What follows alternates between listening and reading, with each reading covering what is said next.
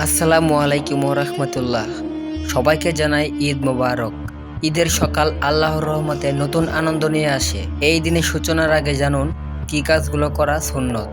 ঈদের সকাল সবচেয়ে গুরুত্বপূর্ণ কাজ হলো ঈদুল ফিতরের নামাজ। নামাজের আগে সুন্নতভাবে অজু করা এবং পরিষ্কার পোশাক পরা সুন্নত। ঈদুল ফিতরের নামাজ আমাদেরকে আল্লাহর আরও কাছে নিয়ে যায় এবং দিনের শুরুকে বরকতময় করে। ঈদের দিনে নতুন বা পরিশীলিত পোশাক পরা সুন্নত। এটি আল্লাহর খুশির জন্য করা একটি সুন্দর আমল। সকালে হালকা নাস্তা করুন যাতে শরীর ও মন প্রস্তুত থাকে। এছাড়াও পরিবার ও প্রতিবেশীদের সঙ্গে আনন্দ ভাগাভাগি করা উচিত।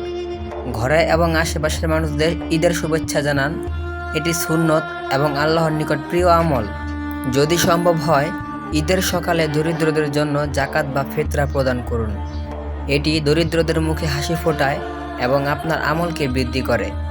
ঈদ কেবল বাহ্যিক আনন্দ নয়, মনেও শান্তি আনুন। সকালে কুরআন তিলাওয়াত, দোয়া এবং আল্লাহর স্মরণে দিনটি শুরু করুন। এতে আপনার ঈদ হবে আরও বরকতময়। সুবহান আল্লাহ। এই সুন্দর দিনটি আল্লাহর পথে কাটান। ভিডিওটি শেয়ার করুন যাতে অন্যরাও জানতে পারে। আবারও সবাইকে জানাই ঈদ মোবারক।